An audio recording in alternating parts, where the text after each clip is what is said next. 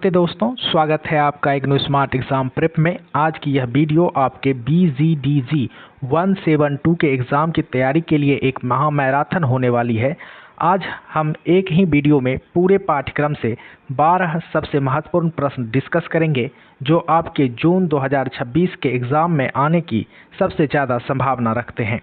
Copy pen तैयार रखिए क्योंकि आज हम कंसेप्ट्स को जड़ से समझेंगे। चलिए बिना देरी के शुरुआत करते हैं। इससे पहले दोस्तों, अगर आप इग्नू के एग्ज़ाम में बेहतर मार्क्स लाना चाहते हैं और इसी तरह की एग्ज़ाम ओरिएंटेड वीडियोज़ मिस नहीं करना चाहते तो हमारे चैनल को सब्सक्राइब ज़रूर करें ताकि हर वीडियो जो है आपके पास पहुंच सके। आज का हमारा पहला प्रश्न है, पुरुषत्व के विविध स्वरूपों की चर्चा उचित उदाहरण देते हुए कीजिए। पुरुषत्व जो है मैस्कुलिनिटी, यह कोई एक स्थिर या अखंड निर्मित नहीं है। यह समाज, संस्कृति, समय और भूगोल के अनुसार परिवर्तित होता रहता है। चूँकि सभी पुरुष अपनी जाति, वर्ग, नृजातीयता और यौन झुकावों में एक समान नहीं होते, इसीलिए समाजशास्त्र में पुरुषत्व को मैस्कुलिनिटीज़ यानी पुरुषत्वों के रूप में देखा जाता है। कॉनेल ने 1965 में पुरुषत्व के निम्नलिखित स्वरूपों की चर्चा की है। तो आइए देखते हैं। जो पहला स्वरूप है वह है वर्चस्व मूलक स्वरूप। तो वर्चस्व मूलक स्वरूप जो है पुरुषत्व का, यह वह रूप है जो समाज में सबसे अधिक प्रभावी होता है। यह पुरुषों और महिलाओं दोनों पर अपना वर्चस्व स्थापित करने की एक सफल रणनीति है। इसकी विशेषता यह है कि यह सत्तावादी होता है और पितृसत्तात्मक व्यवस्था को बनाए रखने की मांग करता है। प्रभाव यह है कि यह रूप जो है वर्चस्व मूलक रूप महिलाओं की अधीनता का समर्थन करता है।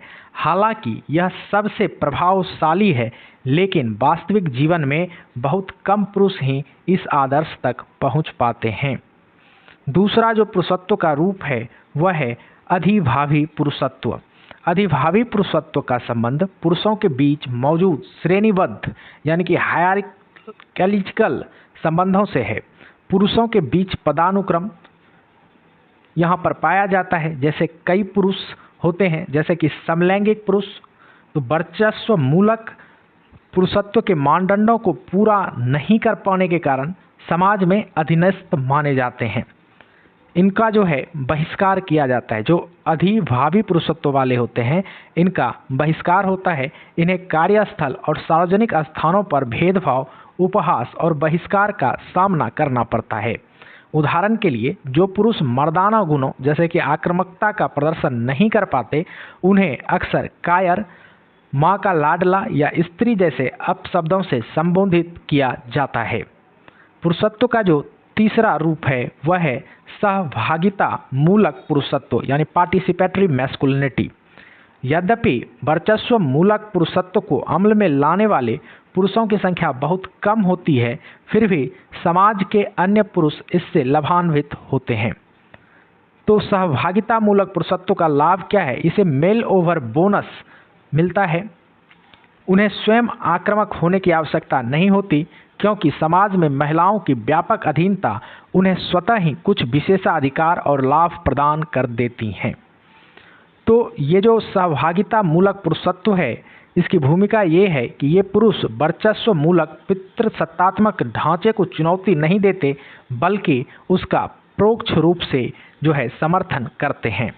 चौथा जो पुरुषत्व है वह है हास्याकृत पुरुषत्व यानी मार्जिनलाइज्ड मैस्कुलिनिटी। यह स्वरूप तब उत्पन्न होता है जब जेंडर की क्रियाएं अन्य संरचनाओं जैसे वर्ग, जाति या प्रजाति के साथ जुड़ जाती है।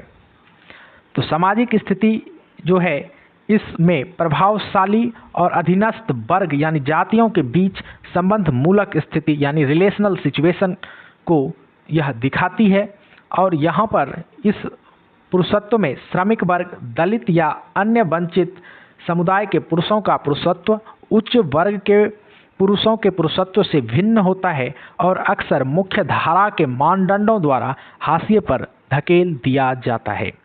तो इन सारे चीज़ों से यही जो है स्पष्ट होता है कि पुरुषत्व का निर्माण केवल जैविक कारकों से नहीं बल्कि सामाजिक, आर्थिक और सांस्कृतिक कारकों द्वारा होता है। पुरुषत्व के ये विभिन्न रूप एक जटिल श्रेणी तंत्र यानी हायरार्की का निर्माण करते हैं, जो न केवल महिलाओं के विरुद्ध हिंसा को बढ़ावा देता है बल्कि पुरुषों को भी पितृसत्तात्मक बेड़ियों में जकड़ कर रखता है। अतः इन विविध स्वरूपों को समझना जेंडर न्याय की दिशा में एक महत्वपूर्ण कदम है। ये था हमारा पहला सवाल। चलिए अब बढ़ते हैं दूसरे महत्वपूर्ण सवाल की ओर। दूसरा सवाल है श्रम बल भागीदारी यानी लेबर फोर्स पार्टिसिपेशन और अर्थव्यवस्था में मौजूद जेंडर अंतराल पर चर्चा कीजिए। तो दोस्तों, श्रम बल में महिलाओं की भागीदारी और अर्थव्यवस्था में जेंडर अंतराल एक जटिल संरचनात्मक समस्या है। भारत के आधिकारिक आंकड़े और नारीवादी विश्लेषण दर्शाते हैं कि जेंडर आधारित श्रम विभाजन महिलाओं को प्रतिकूल परिस्थितियों में डालता है। पितृसत्तात्मक दृष्टिकोण महिलाओं द्वारा किए गए कार्यों के मूल्य को कम आंकते हैं, जो कि आधिकारिक सांख्यिकी प्रणालियों में भी परिलक्षित होता है। आइए अब देखते हैं आधिकारिक आंकड़ों और जनगणना में क्या अंतराल है महिला श्रम बल भागीदारी को लेकर। तो भारत सरकार जनगणना और राष्ट्रीय परिदृश्य सर्वेक्षण यानी NSS के माध्यम से आर्थिक रूप से सक्रिय जनसंख्या का यह आकलन करती है। जनगणना में समस्त जनसंख्या को दो श्रेणी में बांटा जाता है। तो ये दो श्रेणी हैं, आय अर्जित करने वाली गतिविधियों में संलग्न, जो ऐसी गतिविधियों में संलग्न नहीं है। तो 1961 की जनगणना में पहली बार श्रमिक की संकल्पना को स्पष्ट किया गया था, जिसके अनुसार उत्पादक गतिविधियों में संलग्न व्यक्ति श्रमिक हैं, चाहे उसे आय मिले या ना मिले। बावजूद इसके श्रम बल में महिलाओं की सहभागिता कुल महिला आबादी के 28% से अधिक कभी भी नहीं रही। तो ये 28% से ज़्यादा नहीं रहा। तो नारीवादी लेखकों का इसके पीछे तर्क ये है कि ये आंकड़े उत्पादक गतिविधियां यानी घर के भीतर और बाहर में जो है महिलाओं की भागीदारी को सटीक रूप से चित्रित नहीं करते हैं। इसका मुख्य कारण आंकड़े एकत्रित करने वाली प्रणालियों द्वारा प्रयुक्त संकल्पनाओं और तकनीकों का भारतीय सामाजिक सांस्कृतिक स्थितियों के लिए अनुपयुक्त होना है। आइए अब इसी में समझते हैं उत्पादक कार्य और जेंडर धारणाएं जो इसके लिए जिम्मेदार हैं। समाज में मौजूद पितृसत्तात्मक विचार महिलाओं द्वारा किए गए कार्यों के मूल्य को कम मानते हैं। यह धारणा आंकड़े एकत्रित करने वाले तंत्र के डिजाइन में प्रतिबिंबित होती है, जिसमें महिलाओं के योगदान की अल्प गणना यानी अंडर इन्यूमरेशन और अल्प मूल्यांकन यानी कि अंडर इवोल्यूशन होता है। अधिकतर महिलाएं जो उत्पादक गतिविधियों में योगदान देती हैं, उनका संज्ञान नहीं लिया जाता, जिनसे इन महिलाओं का योगदान अदृश्य रह जाता है। अगला जो कारक है इसमें वह है भूमंडलीकरण और रोजगार का स्त्रीकरण। तो वैश्विक रोजगार की प्रगतियों ने दो नई स्थितियां उत्पन्न की हैं। पहली स्थिति है रोजगार बाजार में महिलाओं की भीड़ का बढ़ना और दूसरी है महिलाओं का अनिश्चित और लचीली परिस्थितियों में कार्य करना। तो संयुक्त राष्ट्र संघ ने जो है इसको रोजगार का स्त्रीकरण कहा है। अधिकांश महिलाओं का चक्रीय कैरियर होता है यानी पैचवर्क वाला कैरियर होता है, क्योंकि बच्चा पैदा करना, उन्हें पालने पोसने और वृद्ध जनों की देखभाल करने जैसी जिम्मेदारियां भी उन्हीं की जीविका के अधीन आता है। इस कारण या तो उन्हें रोजगार उपलब्ध नहीं होता या यदि रोजगार उपलब्ध होता है तो आकस्मिक या पार्ट टाइम किस्म का होता है। पूर्णकालिक रोजगार मिलना जो है वो अपवाद हो गया है। अगला जो कारक है इसमें वह है अनौपचारिकीकरण और हास्याकरण। तो भूमंडलीकरण ने महिला श्रम बल के सामाजिक और आर्थिक हास्याकरण को बढ़ाया है। नियोक्ता कम मजदूरी दरों और खराब कार्य दशाओं का लाभ उठाने के लिए महिलाओं को अनौपचारिक क्षेत्र में नियुक्त करते हैं। अनौपचारिक क्षेत्र में महिलाओं का प्रतिनिधित्व अधिक है, क्योंकि यहाँ व्यवसायों में लचीलापन होता है जो महिलाओं को उनकी गैर भुगतान वाली प्रजनन मूलक भूमिकाओं में निर्वहन में सहायक होता है। हालांकि यह स्थिति महिलाओं को सामाजिक सुरक्षा के लाभों से वंचित रखता है। इसके साथ अगला जो कारक है वह है कार्यस्थल पर ग्लास सीलिंग और दोहरा बोझ, यानी रोजगार में प्रवेश के बाद भी महिलाओं को ग्लास सीलिंग का सामना करना पड़ता है। जहां ग्लास सीलिंग में क्या होता है कि प्रोन्नति और निर्णय के अवसरों में लैंगिक भेदभाव किया जाता है। साथ ही श्रम बाजार में कार्यरत रहने के बावजूद महिलाओं पर दोहरा बोझ यानी डबल बर्डन पड़ता है, क्योंकि उन्हें काम करने के साथ साथ घर परिवार की जिम्मेदारियों को भी अकेला पूरा करना होता है। तो कार्यस्थल और घर की जिम्मेदारियों को संतुलित करने के लिए महिलाओं को रोज बहुत लंबे समय तक कार्य करना पड़ता है, जिससे वे अंततः समय और धन दोनों ही मामले में निर्धनता का शिकार हो जाती हैं। तो यह विशेष लक्षण स्पष्ट करता है कि श्रम बाजार में महिलाओं की स्थिति केवल आर्थिक नहीं बल्कि गहरे सामाजिक, सांस्कृतिक और संरचनात्मक जेंडर अंतरालों में बंधी हुई है, जो उनकी कार्य सहभागिता और मूल्यांकन को निरंतर प्रभावित करती है। हमारा तीसरा प्रश्न है, विवाह को परिभाषित कीजिए और भारत में विवाह के विभिन्न रूपों की व्याख्या कीजिए।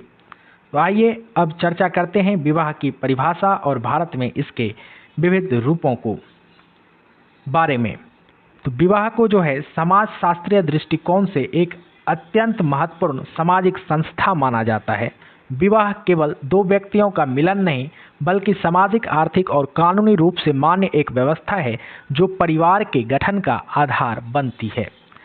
तो विवाह की परिभाषा, तो नारीवादी और मार्क्सवादियों के अनुसार यानी नारीवादी विचारधारा में विवाह को एक सामाजिक संस्था के रूप में देखा गया है। मार्क्सवादी नारीवादियों के तर्क में विवाह एक ऐसी संस्था है जिसका प्रेम से कोई अनिवार्य संबंध नहीं होता, बल्कि यह निजी संपत्ति के हस्तांतरण और संरक्षण के लिए निर्मित एक ढांचा है। विवाह को एक ऐसी संस्था माना गया है जो समाज में श्रम के जेंडर विभाजन को प्रत्यक्ष या अप्रत्यक्ष रूप से बढ़ावा देती है। इसके अतिरिक्त विवाह को एक पद सौपानिक संस्था के रूप में भी परिभाषित किया गया है, जहां महिलाओं को अक्सर द्वितीयक स्थान दिया जाता है। यह व्यवस्था पूंजीवादी अर्थव्यवस्था और पितृसत्तात्मक मानकों के साथ मिलकर कार्य करती है, जिसमें यह एक असमान और शोषक संस्था के रूप में विकसित हो जाती है। आइए अब समझते हैं भारत में विवाह के रूप और उससे जुड़ी स्थितियों को। इसके आधार पर जो है भारतीय समाज में विवाह से जुड़ी विभिन्न प्रथाओं और उसके रूपों की चर्चा इस प्रकार आप कर सकते हैं। पहला है बाल विवाह या समनपूर्ण विवाह। भारत में विवाह का एक प्रचलित रूप बाल विवाह रहा है। यह मुख्य रूप से लड़कियों की यौनिकता पर नियंत्रण स्थापित करने के लिए प्रोत्साहित किया जाता है। इसका उद्देश्य लड़की को उसके मायके की सुरक्षा से ससुराल को स्थानांतरित करना होता है, ताकि परिवार की प्रतिष्ठा पर कोई दाग या धब्बा न लगे। यह प्रथा अत्यंत खतरनाक मानी जाती है, क्योंकि परिपक्वता के बिना गर्भ धारण करने से माँ और शिशु दोनों के जीवन को खतरा होता है। दूसरा है दहेज आधारित विवाह। भारतीय विवाह व्यवस्था में दहेज प्रथा का गहरा प्रभाव है। यह मूलतः दुल्हन के घर से संपत्ति यानी नगद, आभूषण, भूमि, मशीन इनके विनिमय के रूप में देखा जाता है। यह रूप महिलाओं के लिए हिंसा और शोषण का कारण बन जाता है, जहां अधिक दहेज की मांग के चलते पत्नियों को प्रताड़ित किया जाता है। तीसरा जो है रूप है वह वैवाहिक बलात्कार और हिंसा का स्वरूप। तो विवाह के अंतर्गत आने वाली हिंसा सक्रिय और निष्क्रिय दोनों हो सकती है। इसमें वैवाहिक बलात्कार का भी जिक्र आता है, जहां विवाह को एक ऐसी स्थिति के रूप में देखा जाता है जिसमें पत्नी पर प्रभुत्व और नियंत्रण स्थापित करने का प्रयास पति के द्वारा किया जाता है। उसे अपनी संपत्ति या जागीर मानता है, यानी कि इसमें जो है पति ही पत्नी को अपनी संपत्ति या जागीर मानता है। तलाक और विवाह की वैधानिकता। तो आज के समय में विवाह के साथ तलाक भी एक स्वीकृत अंग बनता जा रहा है। भारत में अलग अलग धर्मों के लिए अलग अलग विवाह और तलाक के कानून हैं। यद्यपि कानून में परित्याग, क्रूरता, नपुंसकता और धर्म परिवर्तन को तलाक का आधार माना गया है, फिर भी भारतीय न्यायपालिका विवाहों को बचाने पर जोर देती है। तलाक को अभी भी समाज में विवाह और परिवार को तोड़ने की नकारात्मक क्रिया के रूप में देखा जाता है। आइए अब समझते हैं विवाह का जेंडर और पितृसत्तात्मक रूप। अंततः भारत में विवाह का रूप पितृसत्तात्मक संरचनाओं से गहरी और गहराई से गुथा हुआ है। यह एक ऐसी संस्था है जो धार्मिक और सामाजिक पहचान की राजनीति से जुड़ी हुई है। श्रम का जेंडर विभाजन और महिलाओं की यौनता पर नियंत्रण विवाह को एक जटिल और विवादपूर्ण मामला बनाते हैं, जहां महिलाओं की अधीनता की भूमिका में रहने के लिए मजबूर किया जाता है। चलिए दोस्तों, हमारा चौथा प्रश्न है, प्रजनन स्वास्थ्य सूचक कौन से हैं और भारत में प्रजनन स्वास्थ्य संबंधी नीतियों का आलोचनात्मक मूल्यांकन कीजिए। तो आइए समझते हैं प्रजनन स्वास्थ्य के प्रमुख सूचकों को। तो इनमें पहला है देखभाल की गुणवत्ता। प्रजनन अधिकारों का उद्देश्य प्रजनन स्वास्थ्य सेवाओं तक सबकी पहुंच सुनिश्चित करना है। इसमें सेवा प्रदाता और ग्राहक के बीच परामर्श, व्यक्तिगत संप्रेषण और सूचना का आदान प्रदान देखभाल की गुणवत्ता का मुख्य हिस्सा है। ICPD कार्य योजना में सेवा प्रदाताओं के कौशल विकास पर विशेष बल दिया गया है ताकि वे इन सेवाओं के अधिकारों के उपागम को लागू कर सकें। दूसरा है लैंगिक समता। तो लैंगिक संबंध और महिला सशक्तिकरण प्रजनन स्वास्थ्य का एक महत्वपूर्ण सूचक है। इसमें महिलाओं के प्रति भेदभाव को समाप्त करने के लिए सरकारी पहल, महिला एवं बाल अधिकारों के लिए विशेष मंत्रालय की स्थापना, शिक्षा व स्वास्थ्य के अधिकारों में सहायता शामिल है। भारत ने लिंग चयन पे रोक, बेटी बचाओ बेटी पढ़ाओ, घरेलू हिंसा जैसे अधिनियमों के माध्यम से इस दिशा में सकारात्मक कदम उठाए हैं। तीसरा जो सूचक है वह है गर्भ निरोधक और गर्भपात। यह प्रजनन स्वास्थ्य का एक निर्णायक क्षेत्र है। गर्भ निरोधक गोलियां और आधुनिक तरीकों ने महिलाओं को प्रजनन संबंधी निर्णय लेने में सहायता की है। हालांकि आज भी असुरक्षित गर्भपात के कारण वैश्विक स्तर पर 13% और भारत में 9 से 16% तक मातृ मृत्यु होती है। प्रजनन स्वास्थ्य उपागम इस बात पर जोर देता है कि परिवार नियोजन में पुरुषों की सक्रिय भागीदारी से ही लिंग आधारित भेदभाव और हिंसा में कमी आ सकती है।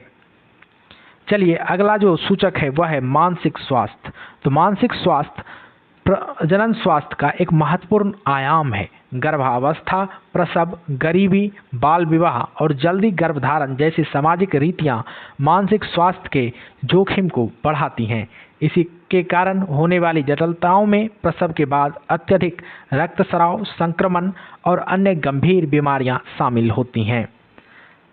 आइए अब समझते हैं भारत में स्वास्थ्य नीतियों का आलोचनात्मक मूल्यांकन।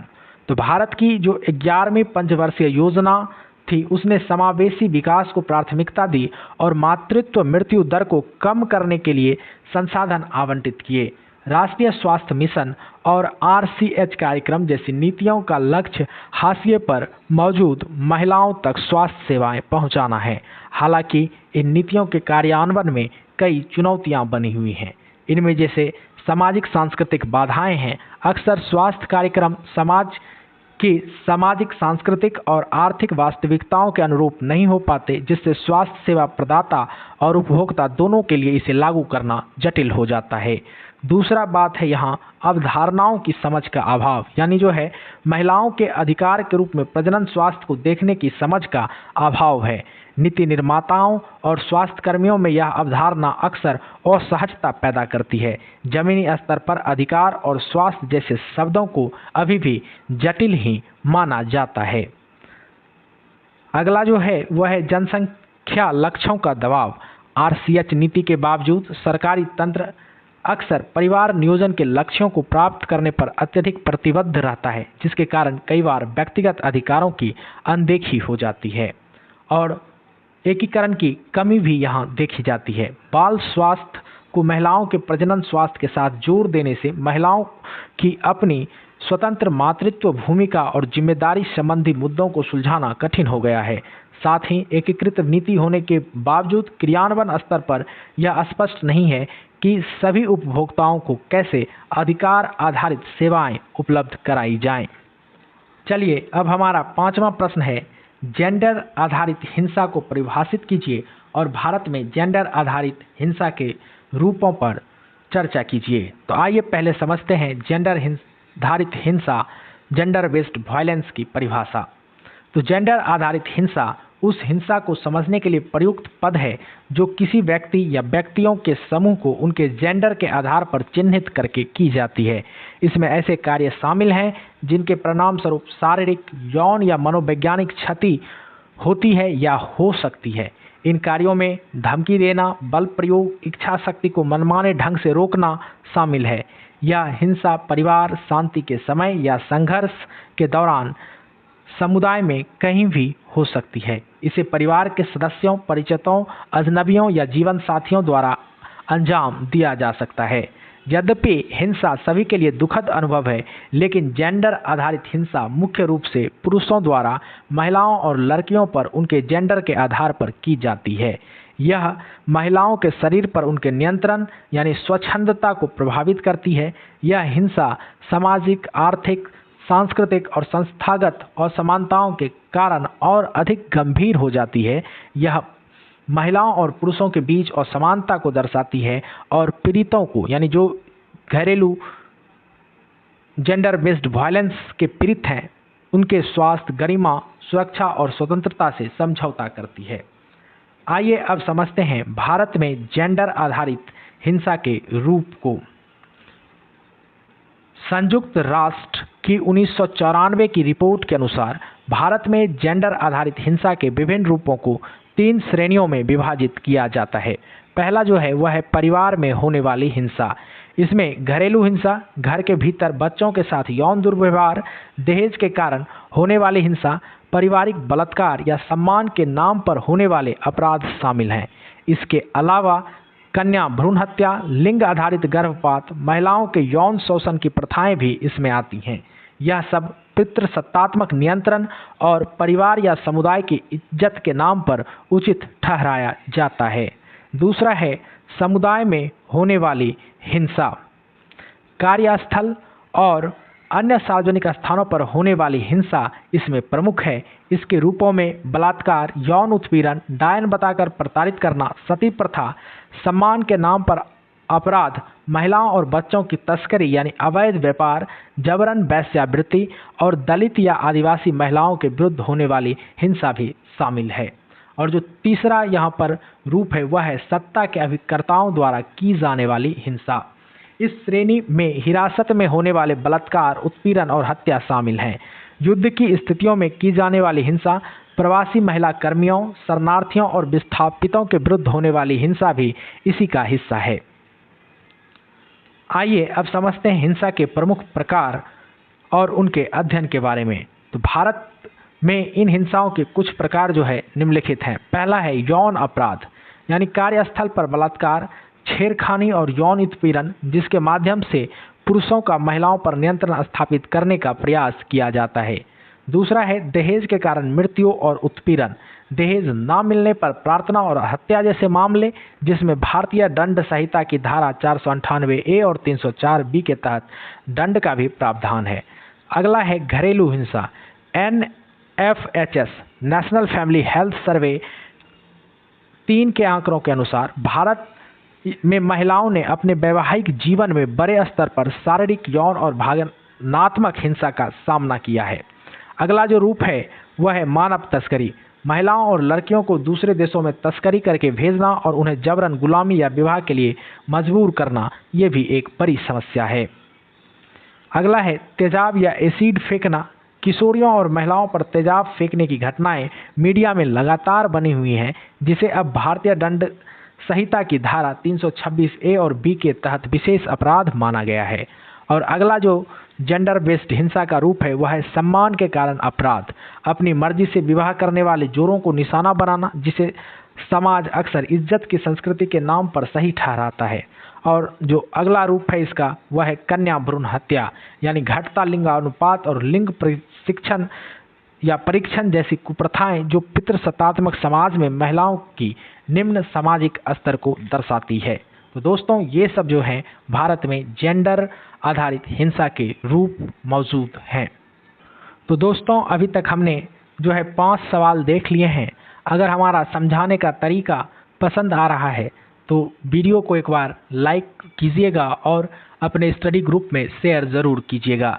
चलिए अब प्रश्न संख्या 6 पर चलते हैं। यह है भाषा में इस्तेमाल स्त्री और पुरुष संबंधी अंतर कैसे झलकता है, उचित उदाहरण देते हुए स्पष्ट कीजिए। तो दोस्तों, भाषा और जेंडर के बीच गहरा संबंध है। सामाजिक संरचना और जेंडर भूमिकाओं के कारण स्त्री और पुरुषों की भाषा के इस्तेमाल में स्पष्ट अंतर दिखाई देता है। यह अंतर जैविक, सामाजिक और सांस्कृतिक कारकों से प्रभावित होता है।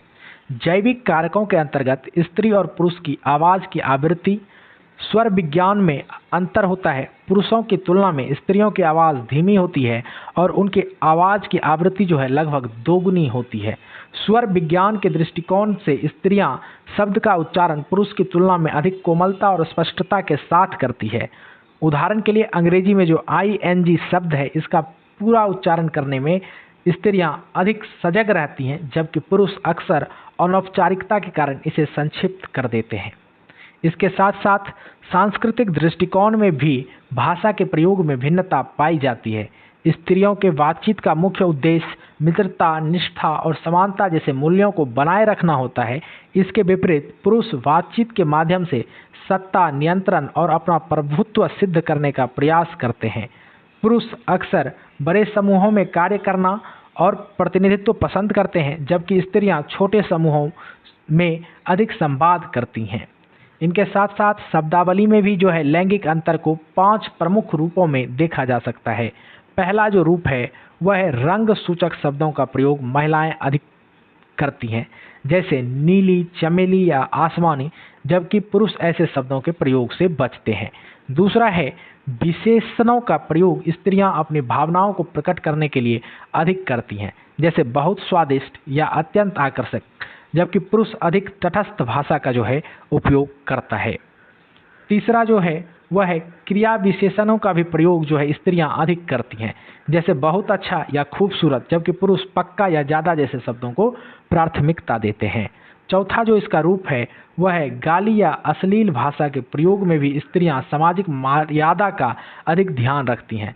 स्त्रियां डैम्न या हेल जैसे शब्दों के स्थान पर ओह गॉड या डियर मी जैसे विनम्र शब्दों का उपयोग करती हैं, जबकि पुरुष जो है गाली या अश्लील भाषा बोल देता है। पांचवा है कि स्त्रियां अक्सर प्रश्नात्मक वाक्यों का अधिक प्रयोग करते हैं, क्योंकि वे अपनी बात कहने के लिए अधिक सावधानी बरतते हैं और स्वयं को पूरी तरह सुनिश्चित नहीं मानती। इसके साथ साथ जो है आदेशात्मक वाक्यों के प्रयोग में भी अंतर झलकता है। पितृसत्तात्मक समाज में स्त्रियां अधीनता की स्थिति के कारण सीधे आदेश देने के बजाय लेटस यानी आओ मिलकर करें या चलो वुड यू प्लीज क्या तुम्हें ऐसा, इस तरह के विनम्र अनुरोध पूर्ण वाक्यों का सहारा लेती है। इसके विपरीत पुरुष सीधे और अधिकारपूर्ण वाक्यों का प्रयोग करना पसंद करते हैं, जैसे गिव मी दैट पेन, मुझे वह कलम दे दो, जबकि स्त्रियां अगर मांगेंगे तो बोलेंगे please give me the pen. तो ये जो है डिफरेंस है। तो निष्कर्ष यही है कि भाषा के प्रति यह जो दृष्टिकोण अलग अलग होने के कारण पुरुष अक्सर स्त्रियों की भाषा को कमजोर समझते हैं, जबकि स्त्रियां शिष्ट और परोक्ष अभिव्यक्तियों को अधिक महत्व देते हैं। यह अंतर उनकी सामाजिक स्थिति और जेंडर भूमिकाओं के प्रशिक्षण का परिणाम है। चलिए अब 7वें प्रश्न को डिस्कस करते हैं। 7वां प्रश्न है कार्यस्थल पर यौन उत्पीड़न के विविध रूप कौन कौन से हैं, चर्चा कीजिए।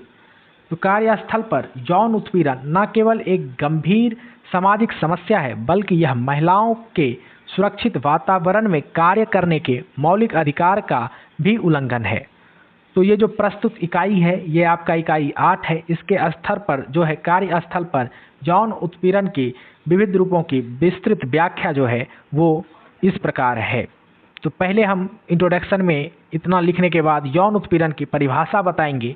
तो कार्यस्थल पर यौन उत्पीड़न ऐसा अनुचित यौन आग्रह से किया गया व्यवहार है जिसे चाहे प्रत्यक्ष रूप से या प्रभाव के द्वारा अंजाम दिया जाता है। इसको समझने के लिए 2 प्रमुख मानदंड हैं। यहाँ पर अनुचित का जो अभिप्राय है, यानी यहाँ ध्यान इस पर केंद्रित किया जाता है कि वह व्यवहार महिला को कैसे प्रभावित कर रहा है, न कि कार्य करने वाले व्यक्ति का आशय क्या था। दूसरा जो मानदंड है वह है आचरण की प्रकृति। यह आवश्यक है कि आचरण यौन प्रकृति यानी काम भावना का हो। यदि कोई व्यवहार बिना यौन प्रकृति के है तो वह यौन उत्पीड़न के दायरे में नहीं आता है। आइए अब समझते हैं यौन उत्पीड़न के प्रमुख प्रकार। इसी में जो पहला है वह है कार्य के बदले सहयोग यानी क्विड प्रो क्यो। तो यौन उत्पीड़न का एक स्पष्ट रूप है यह, जिसमें रोजगार, वार्षिक वेतन वृद्धि, पदोन्नति या ग्रेड में वृद्धि को यौन सहयोग के बदले एक शर्त के रूप में देखा जाता है। इसमें महिला को यह संदेश दिया जाता है कि यदि वह उत्पीड़न सहन नहीं करती है तो वह वास्तविक व्यावसायिक लाभ जैसे कि पदोन्नति या प्रशिक्षण से वंचित रह जाएगी। यह जो है कार्य के बदले सहयोग वाला यौन उत्पीड़न, यह सहमति स्वेच्छा से नहीं बल्कि दबाव में दी जाती है। अगला जो प्रकार है वह है प्रतिरोध की भावना यानी रिटेलिएशन। जब कोई महिला यौन संबंध या अनुचित प्रस्तावों को अस्वीकार कर देती है तो उसके परिणाम के रूप में कर्मचारी के विरुद्ध प्रतिरोध की भावना दिखाई देती है। शैक्षणिक संस्थाओं में इसका उदाहरण विद्यार्थियों को कम अंक देना या फेल करना है तथा कार्यालयों में बेसिक जो वार्षिक वेतन वृद्धि है उसे रोकना है, पदोन्नति ना करना, व्यावसायिक अवसरों को बाधित करना, ये सब है। तीसरा जो है वह है विद्वेषपूर्ण कार्य वातावरण यानी हॉस्टाइल वर्क एनवायरनमेंट। यह वाला यौन उत्पीड़न तब होता है जब कार्यस्थल का पूरा वातावरण ही लैंगिक रूप से भेदभावपूर्ण हो जाए। इसमें अधिकारी प्रत्यक्ष रूप से उत्पीड़न ना करते हुए भी ऐसे कार्य करता है जिससे वातावरण असहज हो जाए, जैसे लैंगिक रूप से अवसंवेदनशील पोस्टर लगाना, अश्लील साहित्य दिखाना, गंदे मजाक जोर से सुनाना। यह वातावरण महिलाओं के कार्य करने की योग्यता और गरिमा को सीधे तौर पर प्रभावित करता है। अब आइए समझते हैं व्यवहार के स्तर पर यौन उत्पीड़न के प्रकार। तो पहला है मौखिक यौन उत्पीड़न। तो मौखिक यौन उत्पीड़न में यौन व्यवहार के लिए मांग करना, कामुक या अश्लील टिप्पणी करना, मजाक उड़ाना, अवांछित प्रस्ताव रखना, अश्लील गाने गाना, महिलाओं के अंतरंग मुद्दे जैसे शकल, विवाह, गर्भावस्था पर चर्चा करना या अवांछित फोन कॉल करना। और दूसरा है अवाचिक यानी नॉन वर्बल यौन उत्पीड़न। इसमें घूरना, बुरी नज़र से देखना, सीटी बजाना, आंख मारना, अश्लील सामग्री दिखाना और मर्यादित रूप से शरीर के अंगों को प्रदर्शित करना या अवांछित एसएमएस या ईमेल भेजना। अगला जो है वह है शारीरिक यौन उत्पीड़न। शारीरिक संपर्क का प्रयास करना, अवांछित स्पर्श, पकड़ना, खींचना, रास्ता रोकना या छेड़खानी करने का प्रयास करना, ये सब जो है कार्यस्थल पर शामिल यौन उत्पीड़न में आते हैं। तो निष्कर्ष यही है कि कार्यस्थल पर यौन उत्पीड़न का उद्देश्य महिलाओं को उनके गरिमामय जीवन के अधिकार से वंचित करना और उन पर पुरुष वर्चस्व स्थापित करना है। तो 2013 का जो अधिनियम आया, इसके तहत जो है इसे एक कानूनी अपराध माना गया है यौन उत्पीड़न को, और किसी भी महिला के साथ अगर इस प्रकार का व्यवहार करना जो है कानूनन दंडनीय है। चलिए अब 8वें प्रश्न पर चलते हैं। भारतीय मीडिया में जेंडर भूमिका की जांच कीजिए। तो आइए चर्चा करते हैं भारतीय मीडिया में जेंडर की भूमिका। दोस्तों, मीडिया आधुनिक समाज का दर्पण है जो हमारे जीवन, परिवेश और अवधारणाओं को आकार देता है। भारतीय मीडिया में जेंडर की भूमिका अत्यंत जटिल है। जहां मीडिया एक ओर समाज सुधार और जागरूकता का माध्यम बनता है तो दूसरी ओर यह पारंपरिक जेंडर रूढ़िवादिता को पुष्ट करने का कार्य भी करता है। तो आइए अब समझते हैं कैसे यह कार्य होता है। तो पहला जो बात है मीडिया द्वारा जेंडर प्रतिनिधित्व और रूढ़िवादिता। तो मीडिया में महिलाओं का प्रतिनिधित्व अक्सर पुरुष प्रधान दृष्टिकोण से किया जाता है। अधिकांश लोकप्रिय कार्यक्रम और विज्ञापन में महिलाओं को एक निश्चित ढांचे में ढाला जाता है कि ऐसे जाना है, ऐसे करना है। जैसे टेलीविज़न धारावाहिकों में महिलाओं की छवि अक्सर घरेलू नौकरानी, पत्नी या माँ तक ही सीमित रहती है। उनका मुख्य कार्य परिवार का देखभाल करना और त्याग करना बताया जाता है। फिल्म और धारावाहिकों में भी महिलाओं को अच्छी या आदर्श स्त्री के रूप में दिखाया जाता है जो अपनी सहनशीलता और अत्याचार सहने में ही अपनी गरिमा मानती है। इसके विपरीत स्वतंत्र व्यक्तित्व वाली या पाश्चात्य शैली को अपनाने वाली महिलाओं को अक्सर नकारात्मक या व्यभिचारी चरित्र के रूप में पेश किया जाता है। अगला जो है विज्ञापन जगत में जेंडर का वस्तुकरण। विज्ञापनों में भी जेंडर की भूमिका सबसे जो है उस भूमिका का सबसे विवादास्पद पक्ष महिलाओं का वस्तुकरण है, ऑब्जेक्टिफिकेशन है। महिलाओं को अक्सर कामुक वस्तु के रूप में प्रस्तुत किया जाता है ताकि पुरुषों की यौन भावना जो है वह जागृत हो सके। यानी कि यहाँ पर जेंडर का वस्तुकरण किया जाता है। विज्ञापन में महिलाओं को बार बार साड़ी पहने हुए या घरेलू काम करते हुए दिखाया जाता है, जबकि पुरुषों को स्वायत्त निर्णय लेने और व्यावसायिक कार्यों में व्यस्त दिखाया जाता है। विज्ञापनों में जो है गोरे रंग, लंबी कदकाठी और सुंदरता को भी महिलाओं की सफलता का आधार मान लिया जाता है, जो युवा लड़कियों के दिमाग में हीन भावना उत्पन्न करता है। और तीसरा जो है वह है मीडिया में जेंडर और पितृसत्तात्मक संरचना देखने के लिए मिलता है। भारतीय मीडिया विशेषकर टेलीविजन, सिनेमा, ये सब पितृसत्तात्मक संरचना को मजबूत बनाए रखने का कार्य करते हैं। धारावाहिकों में आदर्श स्त्रीत्व को बढ़ावा देकर यह संदेश दिया जाता है कि पितृसत्तात्मक ढांचे पर कोई खतरा न आए। टेलीविजनों पर दिखाई जाने वाली महिलाएं अक्सर बहुत कम परेशानियों का सामना करती हैं, जो वास्तविक कामकाजी महिलाओं के संघर्षों से कोसों दूर है। और अगला जो मीडिया है वह सकारात्मक बदलाव और भविष्य की आवश्यकता की ओर भी काम करता है। तो मीडिया के नकारात्मक पक्षों के बावजूद कुछ सकारात्मक परिवर्तन भी देखे गए हैं। मदर इंडिया जैसी फिल्म के बाद के दौर में चमेली, क्वीन और नो वन किल्ड जेसिका जैसी फिल्म ने महिलाओं को मुख्य भूमिका में लाकर उनके संघर्ष और अस्तित्व के चर्चाओं को प्रेरित किया है। मीडिया की भूमिका अब समाज सुधार को प्रभावित करने और महिलाओं के सशक्तिकरण के लिए विभिन्न आंदोलनों की शुरुआत करने की होनी चाहिए। तो निष्कर्ष यही है दोस्तों कि भारतीय मीडिया में जेंडर की भूमिका जो है वह दोहरी है। यह एक तरफ समाज में जेंडर समानता के लिए प्रगतिशील प्रतिनिधित्व की जगह बना सकता है, तो वहीं दूसरी तरफ यह महिलाओं की कामुक छवि और रूढ़िवादी भूमिकाओं को भी बढ़ावा देता है। भारतीय समाज आज जो है ट्रांसमिशन यानी संक्रमण के दौर में है, जहां यह अनिवार्य है कि मीडिया अपनी व्याख्या और चित्रण में जेंडर सशक्तिकरण और सकारात्मक छवि को प्राथमिकता दे, ताकि महिलाओं को समाज में उनका उचित और गरिमापूर्ण स्थान मिल सके। चलिए अब 7वें प्रश्न पर चलते हैं। यहाँ पर है निम्नलिखित में से किन्हीं 4 पर टिप्पणी लिखना है। तो विकल्प जो है वह है नारीवाद, दोहरी बोझ, घरेलू हिंसा और जेंडर का सकारात्मक निर्माण। तो आइए एक एक करके देखते हैं। ये जो है हमने प्रीवियस ईयर से ही छांटे हैं। तो पहले बात करते हैं नारीवाद की। तो नारीवादी विद्वान परिवार को सामंतवादी संस्था मानने के बजाय इसे जो है एक पद सोपानिक यानी हायरार्किकल ढांचा मानते हैं, जहां महिलाओं को द्वितीयक स्थान दिया जाता है। उग्र नारीवाद विवाह को पितृसत्ता का एक औजार मानते हैं, जिसके माध्यम से पुरुष महिलाओं पर सत्ता बनाए रखते हैं। नारीवादी अध्ययन यह उजागर करते हैं कि कैसे परिवार और विवाह की संस्थाएं महिलाओं को अधीन रखने और घरेलू श्रम के शोषण को वैध बनाने का कार्य करती हैं। इसके अतिरिक्त नारीवाद विचारक महिलाओं के प्रजनन मूलक अधिकारों और उनके शरीर पर पितृसत्तात्मक नियंत्रण की आलोचनात्मक व्याख्या करते हैं। तो ये सारा जो विशेषता है यह नारीवाद से जुड़ा हुआ है। दूसरा जो शब्द है वह है दोहरा बोझ यानी डबल बर्डन। तो ग्रामीण और विस्थापित महिलाओं को मातृत्व की जिम्मेदारियां और बाहरी कार्य जैसे कि निर्माण स्थल या घरों में सफाई वाला काम, इनके बीच भीषण संतुलन बनाना पड़ता है। यद्यपि महिलाएं घरेलू देखभाल और ममता का कार्य करती हैं, लेकिन खेतों या निर्माण स्थलों पर उनकी मेहनत और कार्य घंटों को अक्सर जेंडर पूर्वाग्रह के कारण अनदेखा कर दिया जाता है। 2011 की जनगणना के अनुसार सार्वजनिक और निजी क्षेत्र दोनों में महिलाओं के कार्यशील घंटे पुरुषों की तुलना में बहुत अधिक हैं, जो उन पर पड़ने वाले दोहरे बोझ को दर्शाता है। अगला जो है वह है घरेलू हिंसा।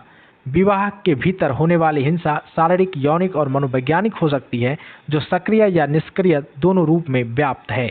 इसमें मारना, अपशब्द कहना, वैवाहिक बलात्कार और दहेज के लिए उत्पीड़न जैसे कृत्य शामिल हैं। वैवाहिक बलात्कार को प्रायः पति द्वारा पत्नी पर प्रभुत्व स्थापित करने के प्रयास के रूप देखा जाता है, जिससे वह अपनी संपत्ति या जागीर समझता है। हालांकि महिलाओं के लंबे आंदोलनों के परिणाम स्वरूप अब अधिकांश हिंसक गतिविधियों को कानून द्वारा अवैध घोषित कर दिया गया है, लेकिन परिवार के भीतर की शक्ति संबंध अभी भी जो है बहुत जटिल हैं। अगला जो शॉर्ट नोट्स है वह है जेंडर का सांस्कृतिक निर्माण। तो मातृत्व और जो पितृत्व है, मदरहुड और फादरहुड जैसी भूमिकाएं पूरी तरह से प्राकृतिक नहीं होती, बल्कि ये सांस्कृतिक रूप से निर्मित होते हैं। भारतीय समाज में मातृत्व का निर्धारण जाति, वर्ग और निर्जातीयता जैसी ताकतों के क्रॉस सेक्शन द्वारा होता है। प्रतीकात्मक रूप से महिलाओं को शरीर के जो शरीर हैं उसको धरती माता या राष्ट्र माता के रूप में देखा जाता है। महिलाओं की देह पर पितृसत्तात्मक नियंत्रण को सांस्कृतिक रूप में वैध बनाता है। इसके अतिरिक्त शिक्षा और करियर के चुनाव में भी जेंडर भूमिका और सांस्कृतिक आदर्श लड़कियों को एक निश्चित व्यवहार और आत्म बलिदान करने के लिए प्रेरित करते हैं। चलिए अब 8वें प्रश्न पर चलते हैं। यह प्रश्न है, महिलाओं के रोजगार पर वैश्वीकरण के प्रभाव का विश्लेषण कीजिए। तो वैश्वीकरण ने वैश्विक और भारतीय अर्थव्यवस्था में रोजगार के प्रतिमान को गहराई से परिवर्तित किया, जिसका महिलाओं के कार्य और श्रम बाजार पर बहुआयामी प्रभाव पड़ा है। तो रोजगार के संदर्भ में वैश्वीकरण के प्रभाव का विश्लेषण निम्नलिखित बिंदुओं के आधार पर किया जा सकता है। तो पहला जो बिंदु है वह है भूमंडलीकरण और महिलाओं के रोजगार की बदलती स्थिति। तो भूमंडलीकरण मूलतः अमेरिकी प्रबंधकीय विचारधारा द्वारा प्रेरित एक परिघटना है, जिसमें वैश्विक स्तर पर बाजार और उत्पादन की प्रतिस्पर्धा को संयोजित किया जाता है। इसका प्रभाव महिला के रोजगार पर स्पष्ट रूप से दिखता है। दूसरा है निर्धनता का स्त्रीकरण। तो भूमंडलीकरण की ताकतों ने निर्धन और आदिवासी महिलाओं के जीवन पर प्रतिकूल प्रभाव डाला है, क्योंकि प्राकृतिक संसाधनों के व्यवसायीकरण के कारण उन्हें अपनी आजीविका के पारंपरिक विकल्पों से वंचित कर दिया गया है। कम वेतन वाली नौकरियों में सांद्रण पिछले 3 दशकों में महिलाओं की आर्थिक गतिविधियों में बढ़ोतरी तो हुई है, लेकिन वे व्यावसायिक सोपानों में सबसे निचले स्थानों पर केंद्रित हैं और उन्हें कम वेतन वाली नौकरियां ही मिल रही हैं। तो तीसरा कारण था कम वेतन वाली नौकरियों में सांद्रण। अगला जो है वह है कृषि क्षेत्र पर दबाव। कृषि क्षेत्र में अंतर्राष्ट्रीय खिलाड़ियों के आने और मूल्यों के फेरबदल के कारण महिला किसानों पर आर्थिक दबाव बहुत ज़्यादा बढ़ गया है। इसके अलावा जो अगला फैक्टर है वह है रोजगार और श्रम बल का स्त्रीकरण, यानी कि वैश्विक रोजगार की प्रगतियों ने रोजगार बाजार में महिलाओं के भीड़ को बढ़ाया है, जिसे संयुक्त राष्ट्र ने रोजगार का स्त्रीकरण कहा है। इसके मुख्य पहलू इस तरह है कि यहाँ पर जो है पैच वर्क वाला कैरियर होता है, चक्रीय कैरियर होता है। अधिकांश महिलाओं के पास एक चक्रीय कैरियर होता है, क्योंकि उसे बच्चा पैदा करने और देखभाल करने जैसी पारिवारिक जिम्मेदारियों के कारण उनकी जीविका में बार बार व्यवधान आ जाता है। दूसरा है अनिश्चित और लचीला रोजगार। भूमंडलीकरण के बाजार में जीवन पर्यंत चलने वाला पूर्णकालिक रोजगार मिलना लगभग समाप्त हो गया है। अधिकांश महिला रोजगार आकस्मिक या पार्ट टाइम किस्म के हो गए हैं। दूसरा है यहाँ पर प्लेटफॉर्म के रूप में रोजगार। अंतर्राष्ट्रीय कंपनियों ने उपसंविदाओं के माध्यम से महिलाओं के लिए नवीन अवसर उत्पन्न किए हैं, जिसमें अक्सर छलांग लगाने वाले प्लेटफॉर्म के रूप में देखा जाता है, जो लचीले और असंगठित होते हैं। अगला जो बिंदु है वह है हाशियाकरण और अनौपचारिकरण, यानी मार्जिनलाइजेशन एंड इनफॉर्मलाइजेशन। वैश्वीकरण ने महिलाओं के श्रम को अनौपचारिक क्षेत्र की ओर ढकेला है, जिसके परिणाम स्वरूप उनका हाशियाकरण बढ़ा है। इसके साथ साथ वहां पर उन्हें शोषण की आशंकाएं भी दिखती हैं। विदेशी निवेशकों के लिए देश को आकर्षक बनाने के चक्कर में महिलाओं को कम मजदूरी पर रखा जाता है और उनके संगठित होने के अधिकार को नकारा जाता है। अगला है अनौपचारिक क्षेत्र का लचीलापन। अनौपचारिक क्षेत्र में महिलाओं का प्रतिनिधित्व बहुत अधिक है, क्योंकि यह क्षेत्र कार्य के प्रति जो है लचीलापन प्रदान करता है, जो उन्हें उनकी गैर भुगतान वाली घरेलू जिम्मेदारियों के साथ सामंजस्य बैठाने में मदद करते हैं।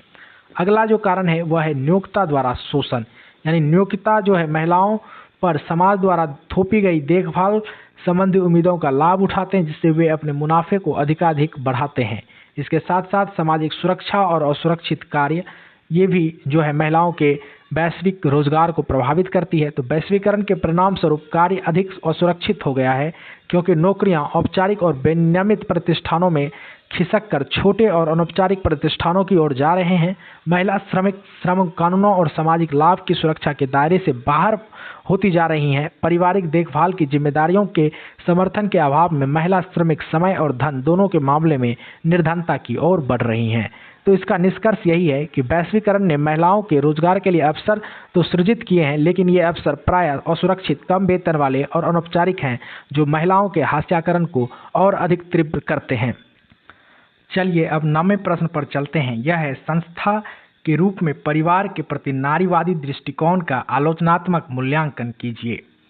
तो दोस्तों, समाजशास्त्र में परिवार को समाज की एक आधारभूत इकाई और सामाजिक व्यवस्था के रखरखाव का माध्यम माना जाता है।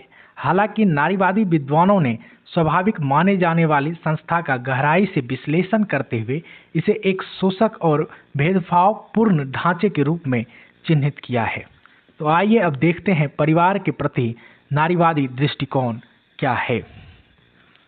तो नारीवादी विद्वान परिवार को अक्सर एक ऐसी संस्था के रूप में देखते हैं जो पितृसत्तात्मक विचारधारा का पोषण करती है।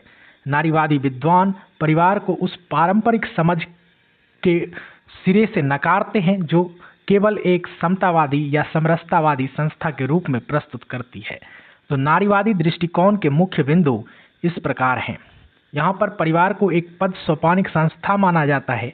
नारीवादियों का तर्क है कि परिवार एक पाद सोपानिक यानी हायरार्किकल संस्था है जहां सदस्यों के बीच अधिकारों और शक्ति का वितरण असमान है। परिवार में महिलाओं को प्रायः द्वितीयक ओहदा दिया जाता है जिससे उनकी स्वायत्तता बाधित होती है। अगला जो है वह है श्रम का जेंडर विभाजन। परिवार के भीतर श्रम का जेंडर आधारित बंटवारा महिलाओं को अधीनता की भूमिका में लाने का प्रमुख कारण है। ये जो है कहता है कि यह विभाजन न केवल घरेलू कार्यों को महिलाओं के लिए अनिवार्य बना देता है बल्कि उसे एक स्वाभाविक स्थिति के रूप में प्रस्तुत किया जाता है जिसमें महिलाओं को मुक्ति मिलना अत्यंत कठिन हो जाता है। अगला जो है वह है निजी संपत्ति और पूंजीवाद का शोषण। मार्क्सवादी नारीवादी परिवार को केवल एक सामाजिक संस्था नहीं बल्कि पूंजीवादी वर्ग के लाभ का एक साधन मानते हैं। इनके अनुसार परिवार का अस्तित्व निजी संपत्ति के संरक्षण के लिए है।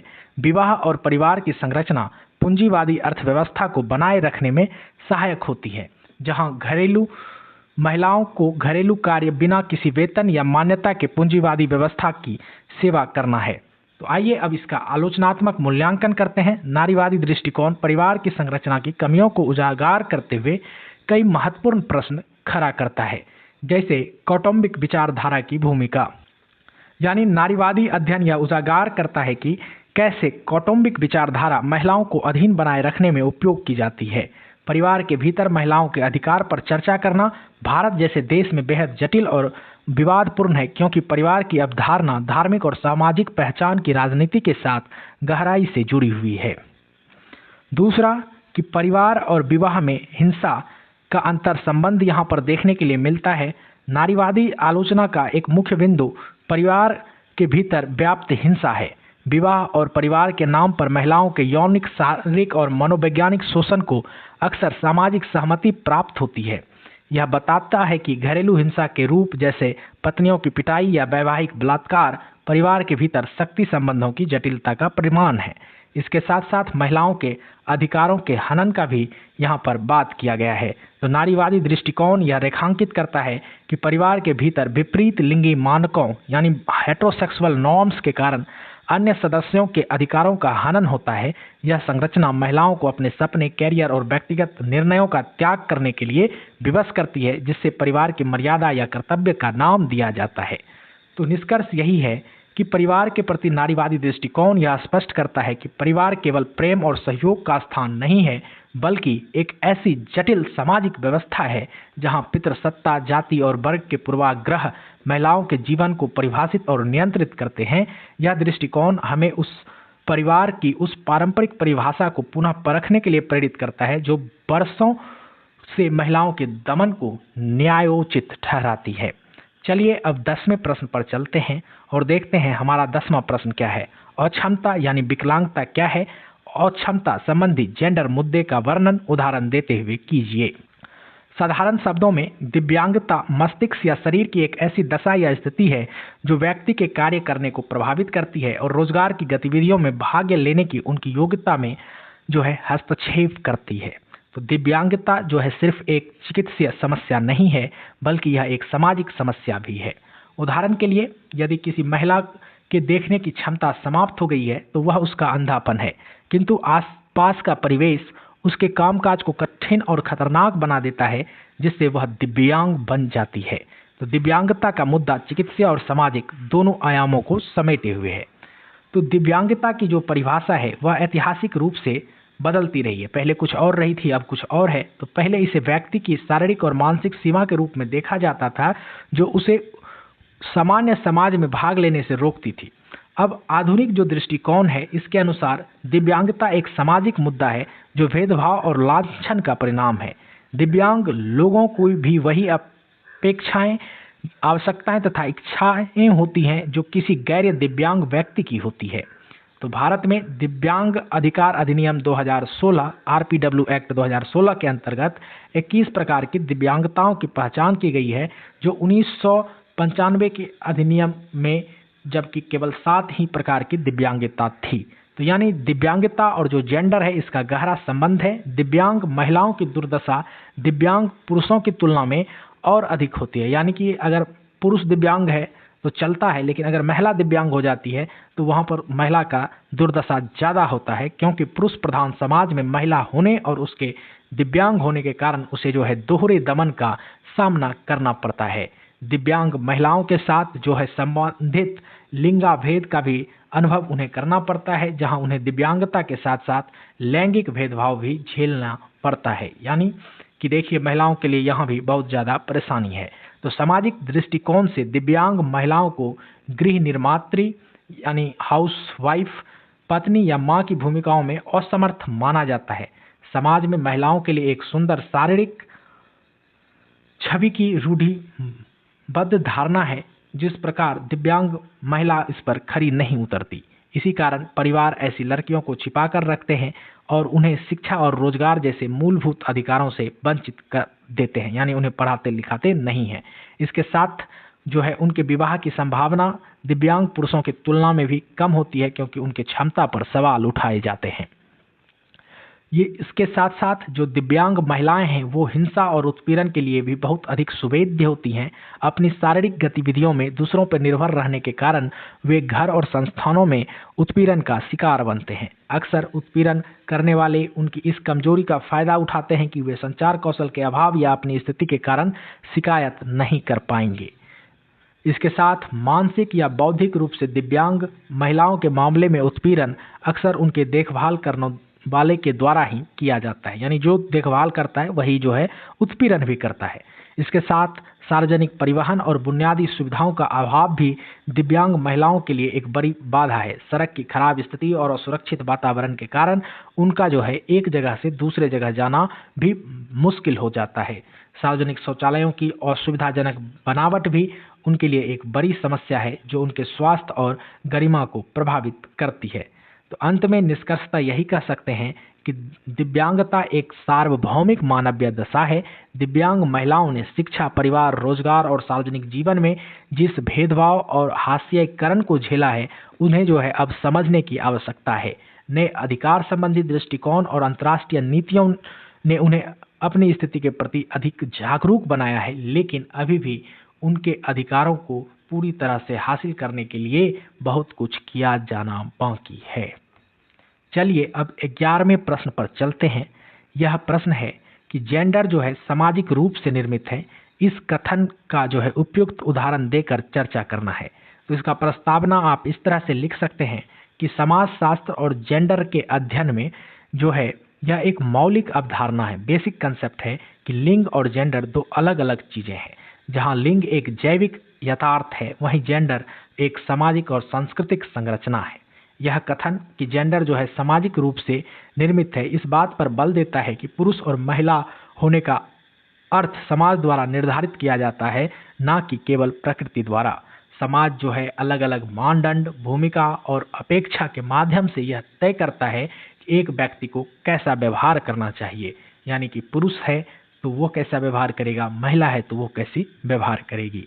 आइए अब समझते हैं जेंडर की सामाजिक निर्मिति का अर्थ। तो जेंडर का जो सामाजिक निर्मिति है, इसका अर्थ है कि समाज पुरुषों और महिलाओं के लिए अलग अलग सांचे तैयार करता है। ये भूमिकाएं समय, संस्कृति, वर्ग और स्थान के साथ बदलती रहती है। चूंकि ये जो भूमिकाएं हैं ये जैविक नहीं हैं, इसलिए इन्हें बदला जा सकता है। फिर से इन्हें जो है रीऑर्गेनाइज करके पुनर्गठन किया जा सकता है।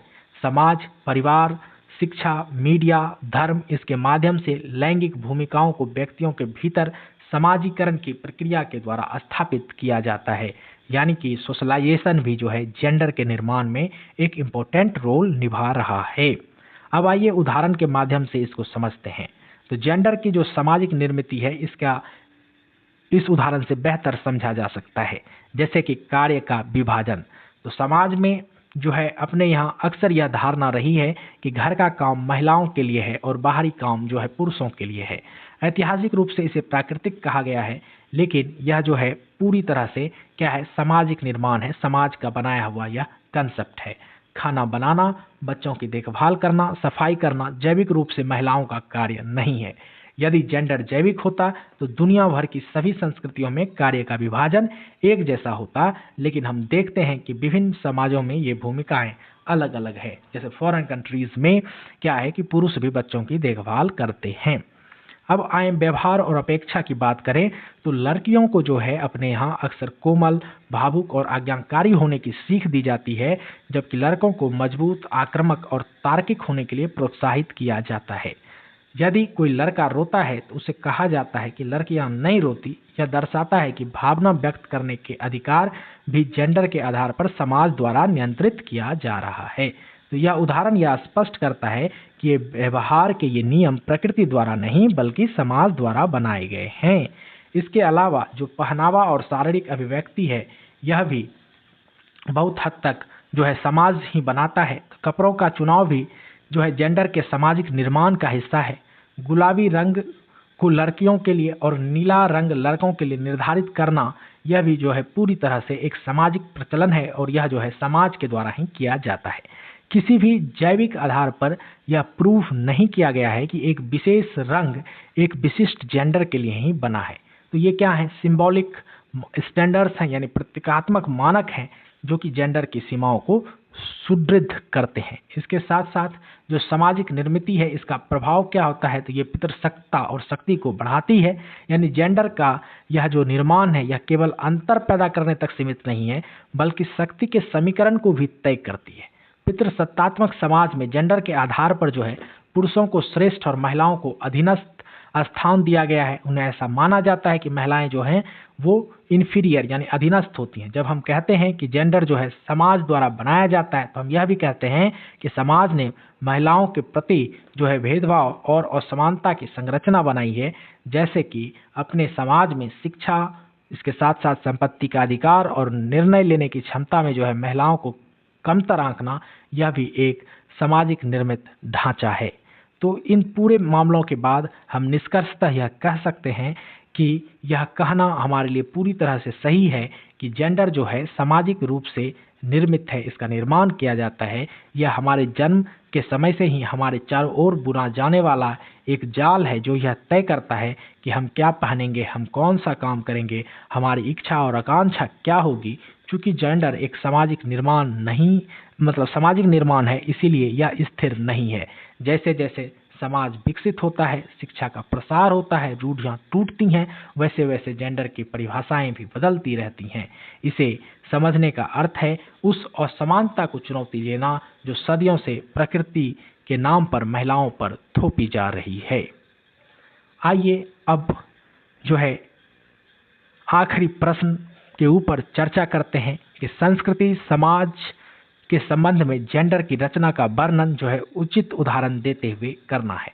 तो दोस्तों, जेंडर क्या है, अभी जस्ट हमने देखा कि यह एक जटिल घटना है जिसका निर्माण सामाजिक रूप से और निर्धारण सांस्कृतिक रूप से होता है।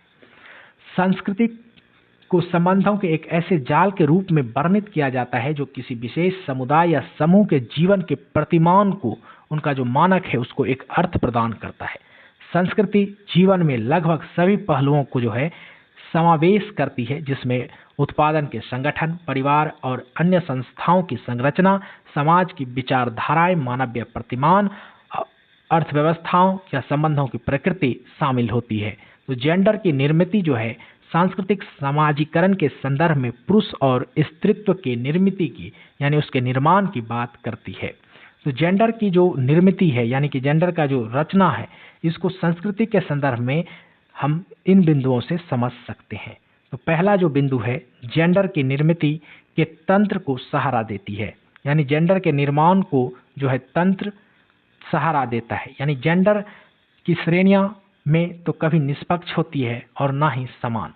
पुरुष और महिला के बीच असमान संबंध के तंत्र के रूप में जेंडर कार्य क्षेत्र में, उत्पादन प्रक्रियाओं में, संसाधनों और शक्ति तक पहुंच में, विशिष्ट जेंडर भूमिकाओं को स्वीकारने में, श्रम बाजार में लैंगिक पृथक्करण के रूप में यह व्याप्त होता है। इसके बाद देखिए कि जेंडर का जो निर्माण है और जेंडर की जो दैहिक अभिव्यक्ति है, अगर हम इसकी तुलना करें तो बहुत सारी बातें निकल करके आएंगी।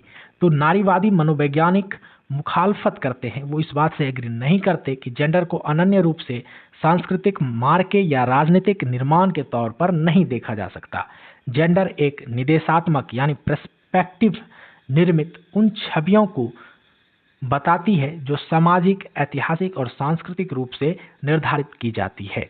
उदाहरण के तौर पर समाज में यह विचार गहराई से जड़ जुमा चुका है कि किसी बच्ची को उस भविष्य में गृहिणी बनने के लिए ही तैयार करना चाहिए और समाज का यह विचार उसके यानी उस बच्ची के पहनावे के चयन, उपयुक्त आचरण और महिलाओं के देखभाल करने या पोषण करने वाली गतिविधियों में लगाए जाने से व्यक्त होता है। इसके साथ साथ सांस्कृतिक समाजीकरण और भूमिकाओं का भी निर्धारण किया जाता है। तो भारतीय परिवारों में जेंडर के अंतर की धारणा प्रजनन के समय ही शुरू हो जाती है। सांस्कृतिक रूप से यह माना जाता है कि पिता बीज प्रदान करने वाला होता है और माता धरती का जो है प्रतीक होता है। यानी पिता जो है बीज देने वाला और माता धरती है जो बीज को धारण करती है, उसका पोषण करती है। तो ये अलग अलग भूमिकाएं सांस्कृतिक रूप से कल्पित होती है और परिवार, विवाह और नातेदारी के द्वारा लगातार चलती रहती है। इसके साथ साथ जो है मुहावरों और त्योहारों के माध्यम से भी जेंडर का निर्माण किया जाता है। तो आइए समझते हैं इसको कि स्त्रीत्व की जो निर्मित है यानी स्त्रीत्व का जो निर्माण है यह एक जटिल और लगातार चलने वाली प्रक्रिया है जो भाषा, मुहावरे और प्रथा द्वारा व्यक्त होता है। मायका यानी कि माता पिता का घर लड़कियों के लिए हमेशा अस्थायी घर माना जाता है। लड़कियां इसी धारणा के साथ बड़ी होती हैं कि उनका अपना घर शादी के बाद भविष्य में बनेगा। अगर हम भारत में देखें तो दुर्गा पूजा, गौरी पूजा जैसे त्यौहार देवियों के संदर्भ में घर घर में ऐसी धारणाओं को बल प्रदान करते हैं जो छोटे लड़कियों को संदेश देते हैं कि उन्हें अपना भी का घर छोड़ना है और उन्हें ऐसे ही त्योहारों पर मायके में आमंत्रित किया जाएगा। इसके साथ साथ जो है बुक में केस स्टडी दिया हुआ था जिसमें नवरात्रि और कन्या पूजन का भी जिक्र किया हुआ है, इसलिए मैंने इसको उत्तर में शामिल किया है। तो नवरात्रि में जो है हम लोग देखते हैं कि कुंवारी कन्या की पूजा के माध्यम से यह निष्कर्ष निकाला जाता है कि यह जो है इस त्यौहार में लड़कियों को दिया हुआ निश्चित रूप से स्त्रीवाचक प्रकृति का यह नवरात्रि होता है। स्त्रीत्व की चेतना का निर्माण उसके पहनने की रीति और उसको दिए गए उपहारों के माध्यम से किया जाता है। साथ ही किशोरावस्था पूर्व और किशोरावस्था पश्चात के बीच बहुत स्पष्ट अंतर रखा जाता है और परिणाम स्वरूप स्त्रियों की जो रूपरेखा है यह भी लड़कियों के दिमाग में बैठा दिया जाता है इन आयोजनों से। इस प्रकार हम क्या देख रहे हैं कि जेंडर निर्मिति सूक्ष्म और बृहद दोनों स्तरों पर प्रचलित होती है और बहुत हद तक समाज की संस्थागत व्यवस्थाओं में यह निहित रहती है। तो संस्कृति जो है जेंडर की श्रेणियों को एक अर्थ प्रदान करती है जिससे समाज में महिलाओं और पुरुषों के प्रति भेदभाव और उनके द्वारा सामना किए जाने वाले लैंगिक असमानता की जटिल प्रक्रिया बनी रहती है। तो दोस्तों ये थे आपके BGDG 172 के 12 सबसे एग्ज़ाम स्पेशल प्रश्न। अगर आप इन 12 सवालों को अच्छे से तैयार कर लेते हैं तो एग्ज़ाम में आपको बहुत मदद मिलेगी। मुझे उम्मीद है कि यह मैराथन आपके लिए काफ़ी हेल्पफुल रही होगी। अगर आपको यह वीडियो पसंद आया है तो आप वीडियो को लाइक ज़रूर करें और हाँ, अगर आपने अभी तक हमारे चैनल को सब्सक्राइब नहीं किया है तो अभी कर लीजिए क्योंकि एग्ज़ाम से जुड़ी हर सब्जेक्ट की महत्वपूर्ण वीडियो आप तक पहुंचेगी। बेस्ट ऑफ लक आपके एग्ज़ाम्स के लिए। मिलते हैं अगले वीडियो में अगले सब्जेक्ट के साथ।